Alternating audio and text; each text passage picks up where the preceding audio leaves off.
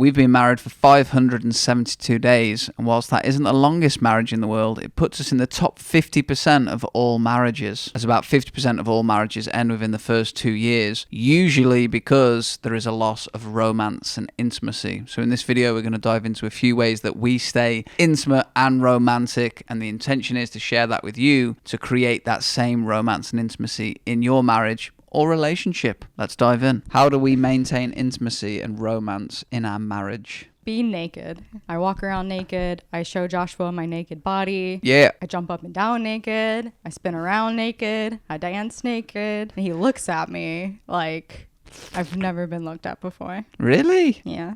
Well, that's good, isn't it? Yeah. Kind of predatorial look, I guess.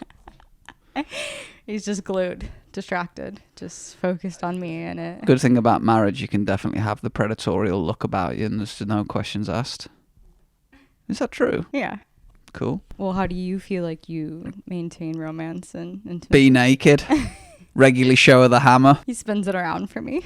I do the whirlwind, don't I?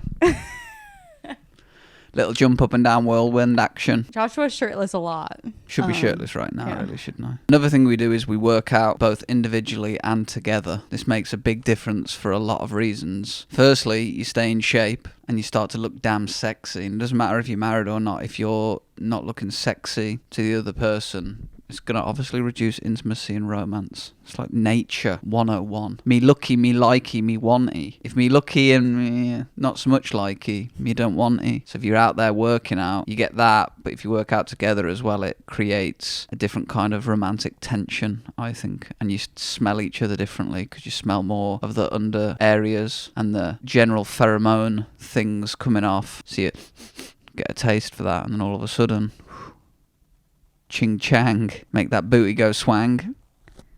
Yeah, I stink. When we work out together, we watch each other move, lift heavy things. It naturally invokes intimacy, Stimulation, and sexual desires, and oh, I know I look good, so, and oh, I know I'm taking care of myself, so of course he wants me. You know, that type of confidence as well, which is really important in intimacy, I think. Never thought about that. That's good to know, though, and it's true. Next, massages. Yes, definitely massages. I give Joshua massages. He gives me massages. We're very giving in this regard and very communicative about it. Yeah, take it in turns.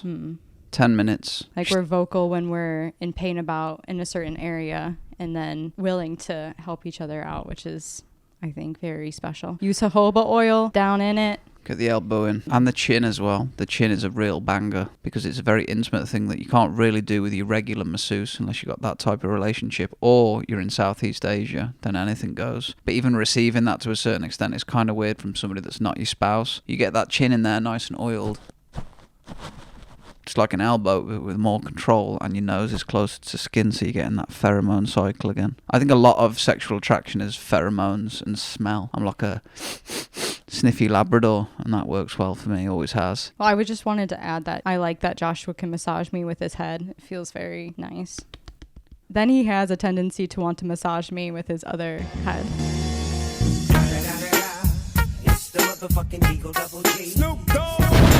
Next thing, schedule it. So if me and Joshua are going out and about in a family or group party socialization event, and when we're getting ready, you can be like, oh, well, if you stay up later, you wait, we can get on, you know, type deal. And I think that's kind of scheduling because you're building the anticipation throughout the whole event, like knowing that it's coming.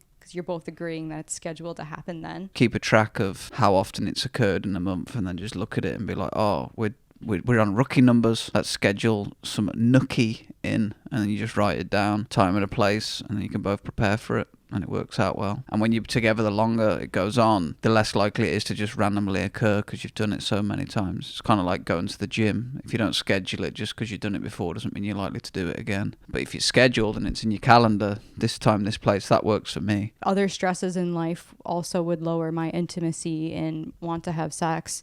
And that's not anything on Joshua. That's me having to, you know, heal on my own.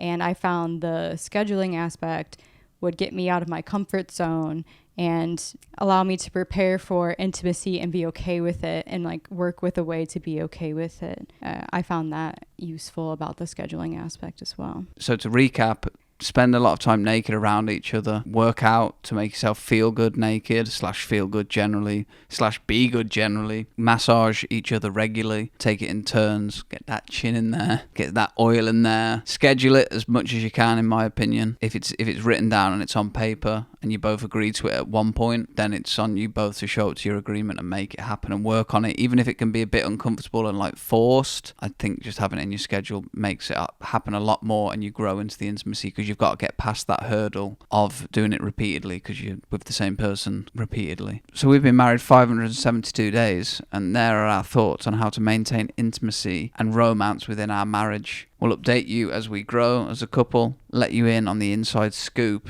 and hopefully create marriages full of intimacy and romance, because that's the way it should be. If you enjoyed this video and have any questions in mind for us, please leave them in the comments below. Thank you very much for watching. We've been the Staniers. Much love. Peace. Much love.